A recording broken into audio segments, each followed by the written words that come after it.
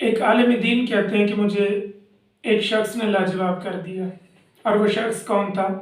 ایک ایسی عورت جس نے تھال میں کچھ لے رکھا تھا اور اس چیز کو رومال کے ساتھ ڈھانپا ہوا تھا۔ تو کہتے ہیں میں نے دیکھ کے پوچھا کہ اس تھال میں کیا ہے؟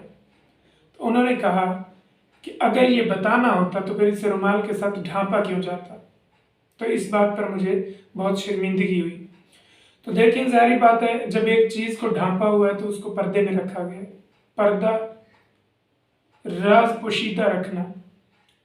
راز بھی دراصل ایک امانت ہے۔ ایک ایسا شخص جو آپ کے پاس آتا ہے اور آپ کو آ کر یہ کہتا ہے کہ ایکسکیوز می، ذرا آپ سائڈ پہ ہو کے مجھ سے بات سنیے گا، تو آف کورس اس نے آپ کو یہ کہا ہے کہ یہ بات پوشیدہ رکھنے والی ہے، یہ بات مجھے آپ سے علیحدگی میں جا کے کرنی ہے۔ تو اس بات کو پردے میں رکھنا، اس بات کو پوشیدہ رکھنا آپ کے اوپر فرض ہے۔ جب کہ ہم دوسروں کے راز ڈھونڈنا شروع کر دیتے ہیں، جب ایک ایسا شخص جو آپ کے سامنے اپنے چہرے کو چھپائے ہوئے ہے، وہ آپ کے سامنے اچھا بن کے آئے تو یہی بہتر ہے۔ تو آپ رازوں کو ٹٹولنا اور رازوں کو فاش کرنا نہ چاہیں تو بہتر ہے۔ ہم دوسروں کی باتیں ڈھونڈ کے، دوسروں کے راز ڈھونڈ کے پھر ان کو فاش کرنا شروع کر دیتے ہیں، تو یہ بہت غلط بات ہے۔ دیکھیں، اللہ رب العزت ہم تمام انسانوں کے رازوں کو جانتی ہے، اور اس کے باوجود اللہ نے پردہ رکھا ہوا ہے۔ اللہ فرماتا ہے کہ یہ میرا اور میرے بندے کا معاملہ ہے، میں نے اس کو کیسے جزا سزا دینی ہے۔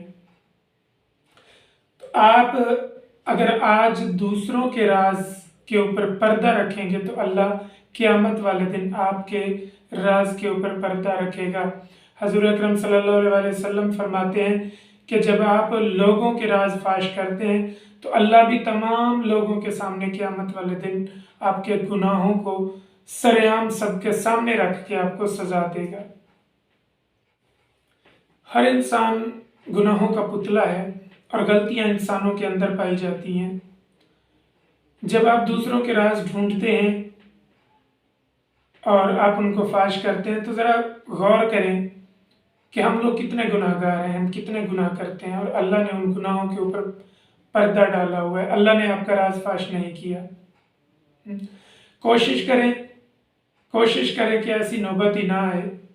لیکن بہرحال جو راز کی بات ہے تو راز ایک امانت ہے، اور شخص کوئی بھی جب آپ کے اوپر بھروسہ کرتا ہے، آپ کو امانت سونپتا ہے، وہ آپ کو راز دیتا ہے، تو کوشش کریں کہ اس راز کو راز رہنے دیں۔ ڈیفینیٹلی کچھ لوگ اپنے دوستوں سے بھی سن کے ان کا راز نہیں رکھ سکتے اور دوسروں کے ساتھ وہ جا کے شیئر کرنا شروع کر دیتے ہیں، یا اس کو اچھا فیل کرتے ہیں کہ فلاں بندہ ایسا ہے اور وہ یہ کر رہا ہے۔ تو دیکھیں، اگر اس کے اندر وہ برائی ہے، ٹھیک ہے، اس کی سزا اسے اللہ تبارک و تعالیٰ دے گا۔ ہم اس کی بات کو اچھالتے ہوئے یا اس کو برا کہتے ہوئے یہ اپنی ڈیوٹی سمجھ لیتے ہیں، تو یہ ہماری ڈیوٹی نہیں ہے۔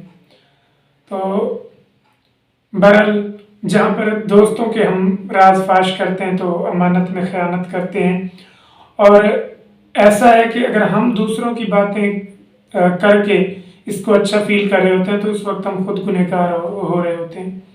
تو کوشش کریں کہ اس چیز کی اہمیت کو سمجھیں۔ یہ میں اپنی طرف سے نہیں کہہ رہا، یہ قرآن و حدیث کا فیصلہ ہے۔ راز ایک امانت ہے، اور اللہ تبارک و تعالیٰ خود راز رکھنے والی ذات ہے۔